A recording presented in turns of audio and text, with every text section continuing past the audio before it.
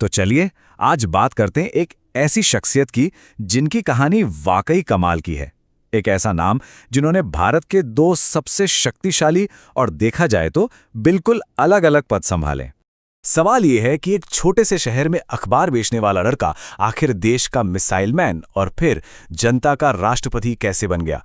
तो बस आज हम एपीजे अब्दुल कलाम के इसी असाधारण सफर को समझने की कोशिश करेंगे।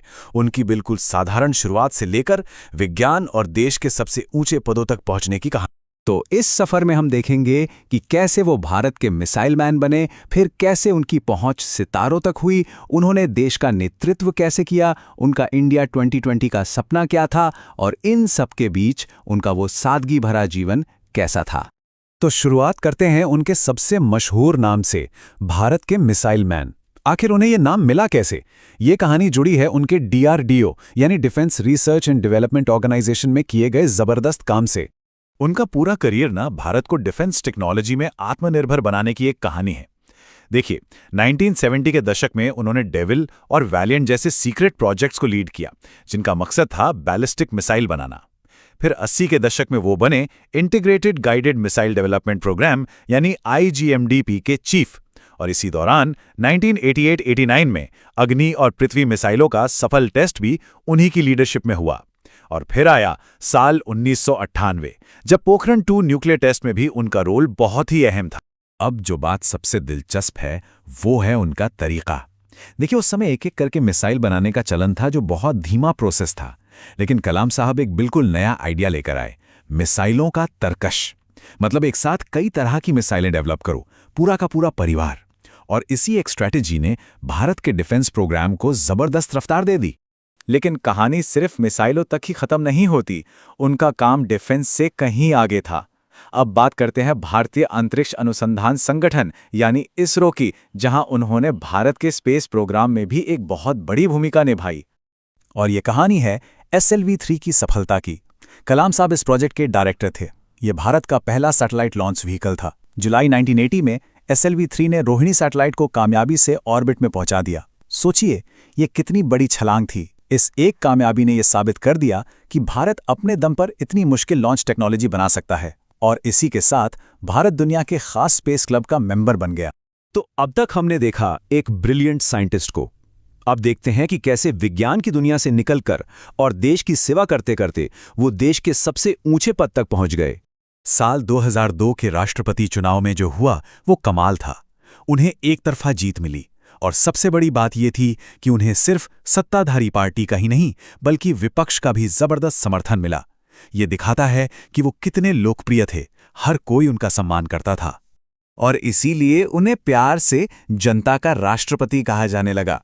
सोचिए, वो राष्ट्रपति भवन में रहने वाले पहले वैज्ञानिक थे और पहले बैचलर भी। उन्होंने राष्ट्रपति के पद को आम लोगों के बहुत करीब ला दिया। हर कोई उनसे मिल सकता था, बात कर सकता था, और उनकी इसी सादगी और विनम्रता ने लोगों का दिल जीत लिया। लेकिन कलाम साहब सिर्फ एक वैज्ञानिक या राष्ट्रपति ही नहीं थे। अपने इन बड़े पदों से अलग वो एक विजनरी थे, एक ऐसे इंसान जो विज्ञान का इस्तेमाल आम लोगों की रोजमर्रा की मुश्किलों को दूर करने के लिए करना चाहते थे। उन्होंने भारत के लिए एक बहुत सुनहरा भविष्य देखा था। ये बात उनके दोहरे फोकस को बहुत अच्छे से दिखाती है।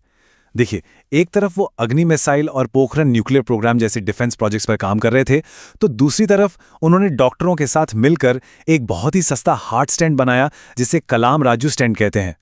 इससे दिल का इलाज लाखों लोगों के लिए सस्ता और आसान हो गया। अपनी किताब इंडिया 2020 में उन्होंने एक पूरा एक्शन प्लान बताया था कि कैसे भारत एक नॉलेज सुपर पावर यानी एक ज्ञान महाशक्ति बन सकता है। इसके लिए उन्होंने 5 जरूरी चीजों पर जोर दिया: एग्रीकल्चर, एजुकेशन और हेल्थ केयर, इंफॉर्मेशन टेक्नोलॉजी, अच्छा इंफ्रास्ट्रक्चर और बिजली, और जरूरी टेक्नोलॉजी में आत्मनिर्भरता। तो अब इतनी सारी उपलब्धियों के बाद ये जानना भी तो जरूरी है कि इन बड़े बड़े टाइटल्स के पीछे का इंसान कैसा था, क्योंकि उनकी असल शख्सियत उनकी उपलब्धियों से भी ज्यादा कमाल की थी। ये वाकई में हैरान करने वाली बात है।